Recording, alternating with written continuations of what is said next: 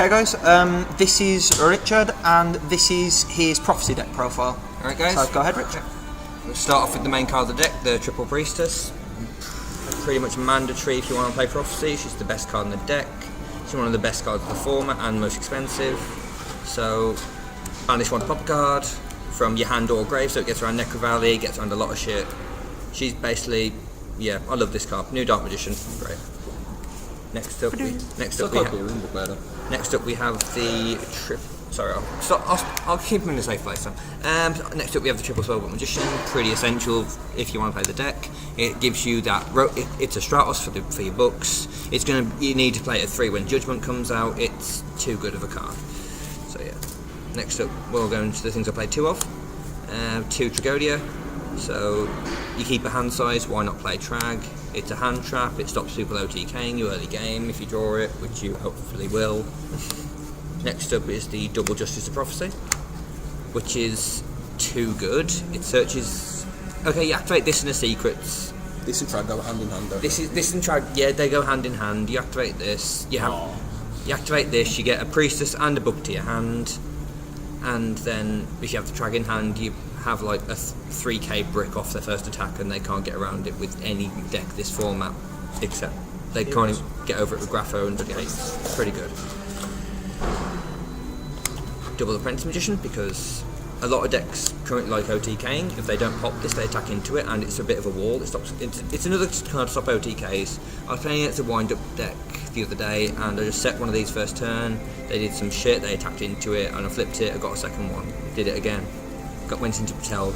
Attacked that. Got a book. The other thing I should mention, Patel is not just when he's Spellbook Magician of Prophecy. He's not just when he's flip summoned. He's when he's normal summoned. When he's flip face up as well. You can book a moon him. You can flip him back face down through the methods just to get him back into. You can flip Tsukiyomi's the thing I'm thinking to add to the deck, and that's another reason for it. Double Effect Veiler because it's a spellcaster and it's a tuner, so it's manipulatable with another card I'll get into later on. And it's Effect Veiler. Yeah, that's kind of important. One thing about it. Fuck's bear. For security, I play 1 Temperance of Prophecy, which is when you activate a spellbook, it's like a lone 5-feet Priestess. Pretty much it. Into the spells, I play 25 of them. Get ready. Play 3 Spellbook of Secrets. Add 1 spellbook card from your deck to your hand. Simple but amazing. You need to play it at 3. If I played any at 3, I would play that at 3, but I also played another card at 3, which I'll show you now. But it's another consistency card. Spellbook of Power. Common, shouldn't be. Anyway, the point of playing this at 3 is I want my deck to be as consistent as possible. To be as consistent as possible, I need to be able to search out as soon as I start playing a duel. I used to play this at 2, but it's too good not to play at 3. It's a searcher, it's good, simple as. Deal with it. Plus there's another card which is broken with it, I'll show you that in a sec. 2 Tower. During your standby phase, return a book from your deck to from the grave to the bottom of the deck to draw a card, so you get this basically like having a second draw phase. Some people play Reckless Greed with it. I've been tempted by the idea because you still technically have a draw phase if you do play it. Some people play it at 1, some people play it at 3 because they like opening with it. I like it at 2 just because I don't want to draw them all the time late game, but I do want to have the access to the second one if someone manages to get rid of the first one despite the existence of Eternity. 2 Spellbook of the Master. This is the newest card we've got for the deck. It came out in Copper Blazar. It basically lets you reuse any normal spellbook that you have in the deck. You can reuse your secrets, you can reuse your... As long as it's in the graveyard. As long as it's in the graveyard. You can reuse your power. And there's another card called Eternity, which I'll show you in a bit. You can copy the effect of any of them, and basically you can get a 2000 attack boost, another search for safety, or get 2 back from banish in a turn. It's too good. You need to control a spellcaster. And you need to control a spellcaster to use it, which some people don't actually realise, but which is another case with Fate as well. 2 Wisdom, half lance. Yay. Nothing more to be said. Double Life, Search for Reborn, completely. It's Monster Reborn that's searching, basically. It's basically the deck. As much as I hate it, the deck revolves a lot around Priestess, so I want to be able to have access to her as much as possible. So if she's in the grave, I have access to her. If she's in the deck, I have access to her. If she's in my hand, I can reveal 3 to drop her. She's too good, and this is just another card to help sustain her. Plus, like I mentioned earlier, Effect Veiler. You can bring that back as whatever level tuner you want to make synchro plays with it, and that's another reason why this card's so good. I play 2 of it, tempted to play 1, but yeah. Eternity. Add a banished book from deck to hand. It's a normal spell, so you can copy it with Master. It's just, you can get back your tower if you banish it for Priestess effect or Fate's effect. It's too good.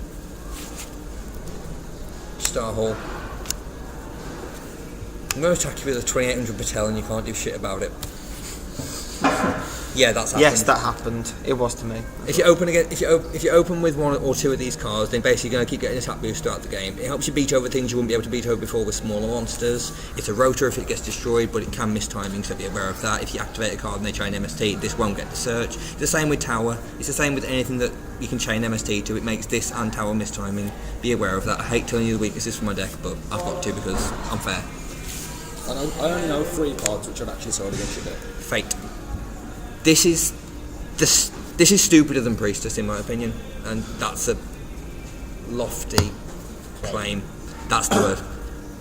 Banish a book to get an effect. Either bounce a set back row, book a Mooner card, or banish a card. It doesn't target with any of these effects. I must point that out. That's another reason it's so stupid, which makes Joel sad because he also plays Frogs and likes Obelisk. But yeah, now to move on to the last 6 cards in the deck, in the main deck. Born, Hole, Heavy, Hook, Pod. Well, Staples and Wax. Staples. These really don't have to explain why these are played. This may be, but This is just another fun card with Spellbook Magician. They veil it, you chain this, you still get your search, and then they have to work around the Spellbook Magician next turn. These are placeholders for Judgment. as you can hear, there's the side. There's the side. But it's also really good right now because it means you can get a Justice, get the effect off, and not have to worry about special summon in that turn. You can still have a Drag in hand for next turn. It's a good card, and that's why I'm playing it in the deck. It's bad late game, but if it's got to the late game, you played the deck wrong or drawn bad. But yeah, get in the extra deck. Ignore 1 card because it's only used for side deck. Well, yeah, everybody should. If you've got space in your extra deck, you play Chimera Attack. That's just the rule. And people are being on and off about whether or not Gigias are going to be better now that they've got that stupid trap in Tachian, but we're not sure yet. Let's go with Synchros first, Formula Synchron, which I should really take out because I don't. I used to play Stoic and don't anymore. The only place time I can actually make this is if I have a Veiler and make a Tragodia level 1 with a second Veiler in the grave. Armorion, because it's generic level 4. Librarian, because Spellcaster. Arcanite, because Spellcaster. Stardust, because why not? Scrap Dragon, because it can pop a Star Hall. Exceeds monsters. Gachi, because I can spam. I spam rank 2s in this deck more than any other rank. Shining Elf, because it's a Spellcaster. Zen Mains for security. 2 rank 4s, which I rarely ever go into. Maestro and Papilloperative, very hard to make, but I can make them in situations. Don't know why this is still in here, Cowboy. I like Gagaga monsters. And then 2 rank 7s, Hierophant and number 11 Big Eye. This is the best. This is the best. This is my single favourite Xyz ever released. I love this card before it got big, and it's the best Xyz of the format. I can't even shit about there.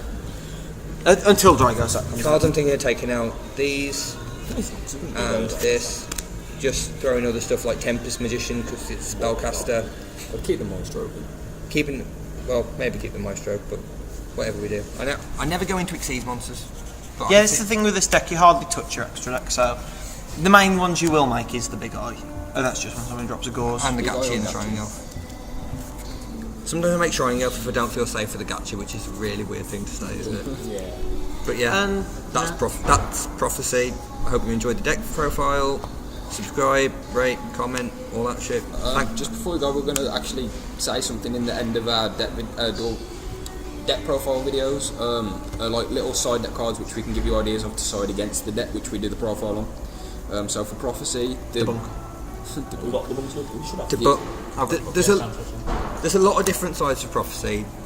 One is Mind Crush, another one is Debunk, another one is Light Imprisoning Mirror, just because Priestess can't even drop it, you have to throw in normal summon, which is We found horrible. Threatening Roar to be quite effective. Threatening Roar is very effective. Because the spellbook power, they activate it and you like roar them. And Especially you're if like, they activate the Master to copy the power.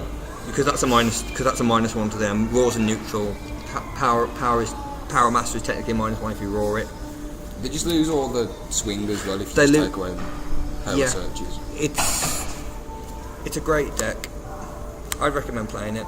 Roll and lock. If you can roll and lock as well. The card which actually makes this deck so annoying for us to play against that we found is this. Basically, if it sorry about that, we're in KFC. KFC is like basically. Basically, if it has pink hair, then it's an annoying card. That's how the deck works. it's not even. Yeah. It makes all your prisons, bottomlesses, Phoenix chains, all the nice just be bad. Plus, because you have to declare, you can still power it, you can still master it, you can still do all the shit to your monsters that you want with your own spells. Is it your parents' spells? No, it's just the fact that if you stop their traps, then you can still use your spells on the monster. It's not like that's why it's better than Lance. That's what Book of Moon is like the only thing which you can do to annoy it. Or Econ.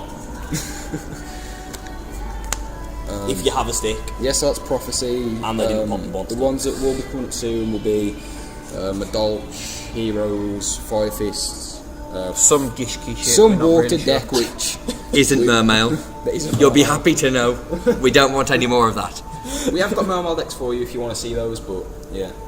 That's a person that isn't here right now, so Yeah. thanks for watching. Thanks for watching. I think we're done. Comment, rate, subscribe. Thanks said that YugiTube. already. I don't care. Yeah, like I said, we're new, just It's been a long day for Rich, so yeah. Rebirth out. Thanks. cheers.